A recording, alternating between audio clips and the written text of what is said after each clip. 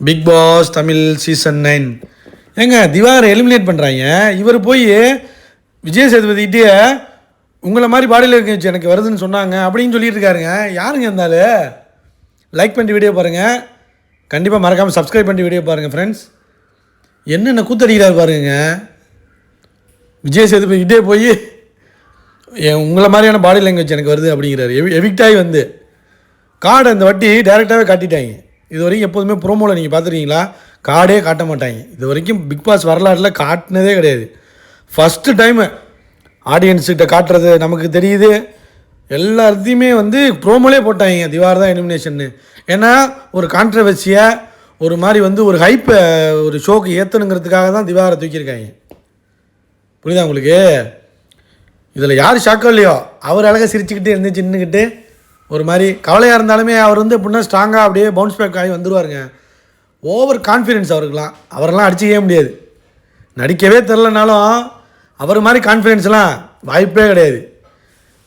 ஆனால் என்னென்னா பாரு தான் நினைக்கிது, ஆஹா நம்ம கதை முடிச்சுட்டாங்களே, இனிமேல் நான் யாருக்கிட்ட போய் பதிவு பண்ணுறது, யாருக்கிட்டடா பதிவு பண்ணுறது, என்னோடய மனக்குறையை யார்கிட்ட போய் குமுறுறது அப்படிங்கிற மாதிரி கதற ஆரம்பிச்சிருச்சு. உண்மையிலே அழுவ ஆரம்பிச்சிருச்சு பார்வதி. ஏன்னா வந்து என்ன தான் சண்டைனாலும் நீ உண்மையாக இருக்கண்ணே, உண்மையாக பேசுனண்ணே, இப்போ ஏம்மா அழுகுற நீ, ஏன் அழுகுற நீ, போல்டாக விளையாடு அப்படிங்கிறாரு. அந்த நேரத்துலையும் அடிக்கிறாரு, போல்டாக விளையாடுங்கிறாரு பாருங்கள். ஃபுல் அண்ட் ஃபுல் கேமுங்க. ஆக்சுவலி பார்த்தீங்கன்னா பிக் பாஸுக்கு அளவெடுத்து செஞ்சவர் தான் திவாகர். நடிப்புனா 0, அது எல்லாருமே ஒத்துக்கிட்டு தான் ஆகணும். அவருக்கு நடிப்பு அவருக்கு வராது. அவரே ஒரு உலகத்தில், நடிப்பு உலகத்தில், அவரோட உலகத்தில் அவர் ஹீரோ. ஆனால் பிக் பாஸுங்கிற கேமுன்னு வந்துச்சுன்னா அவர் தான் ஹீரோ. ஒரு டாப் 5 ஒரு டாப் 7க்குள்ளே வர வேண்டிய ஆள் இப்போயே அடித்து துரத்துறாங்க. அதுதான் தெரியல. இந்த விஜய் டிவி மாமா டிவி வந்து இந்த கேர்ள்ஸ் எல்லாம் உள்ளே கொண்டு போகிறதுக்காக பண்ணுறாங்க. அதுதான் நினைக்கிறேன் எனக்கு தெரிஞ்சு. அங்கே போன பிறகு என்ன பண்ணுறாரு, உங்களுக்கு கடைசியாக ஏதாச்சும் சொல்ல வேண்டியது இருக்கா அப்படின்னு கேட்குறாங்க.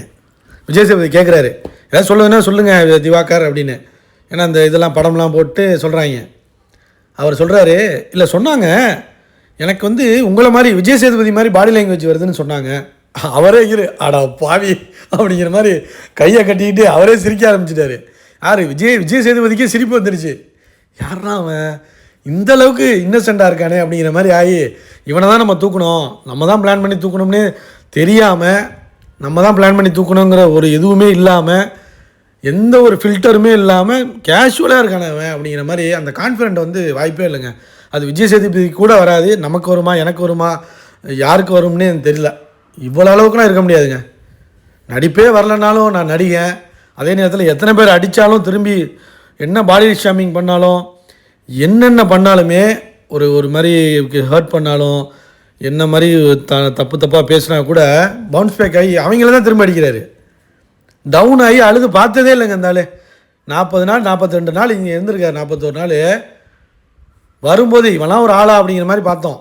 பட் ஆனால் உண்மையிலே கேமுன்னு வந்துச்சுன்னா மைண்ட் கேமு. பிக் பாஸில் என்னென்ன நடக்குது, அவன் இது பண்ணுவான் எல்லாத்தையுமே பக்காவாக கணிச்சு அடிக்கிறது வந்து தர்பீஸ் அடிச்சுக்கிறதுக்கு ஆளே கிடையாது. ஆனால் விஜய் டிவி மாமா டிவி இந்த வேலையை பார்த்துட்டாங்க. ஓட் படி எடுக்கலைங்க. ஓட் படி இவங்க எவிக்ட் பண்ணலை, பிளான் பண்ணி தூக்கியிருக்காங்க. எப்படி சனத்தை தூக்குனாங்களா, சனம், மும்தாஜ், தர்ஷன், தாமரை, விசித்ரா, இப்போ பிரவீன், அந்த வரிசையில் திவாகரையும் தூக்கிட்டாங்க. இது வந்து மக்கள் ஓட்டே கிடையாதுங்க. மக்கள் ஓட்டுப்படி தூக்கவே கிடையாது. இது வந்து full and full Vijay TV மாமா டிவி பார்த்த வேலை.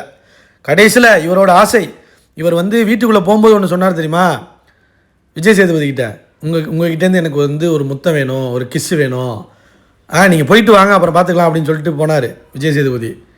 அதை மறக்காமல் இதுக்குன்னே உட்காந்துருப்பார் போல இருந்தாலும், எப்போ வெளில போகிறோமோ அப்போ கிஸ் வாங்கிட்டு போயிடணுன்னு. இது ஒரு பெரிய ஐகானிக் பிக்சராக மாற்றுறதுக்காக வெளியில் வந்து செல்லுங்களா நான் சொல்லியிருந்தேன்ல உங்ககிட்ட விஜய் சேதுபதிகிட்ட கிஸ்ஸு வாங்குவேன்னு, அந்த ஆசை எனக்கு நிறைவேற போகுது அப்படின்னு சொல்லி கிஸ்ஸே வாங்கிட்டாருங்க.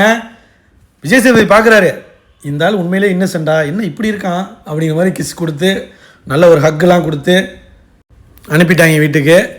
உண்மையிலே சொல்லணும்னா திவாகர் வரும்போது நம்ம எல்லோரும் எப்படி இருந்தோம், இந்த ஆள்லாம் ஒரு வாரம் தான் தாங்க மாட்டான், 2 வாரம் 2வது வாரம் இல்லை 3வது வாரத்தை தூக்கிடுவாங்க அப்படின்னு தான் நினச்சோம். பல பேரை பதற வச்சு எல்லாரையும் எல்லாருக்கும் அட்டி பல பேரை எக்ஸ்போஸ் பண்ணி உண்மையிலே கேமுனா வேறு லெவலில் விளாண்டாங்க மனுஷன்.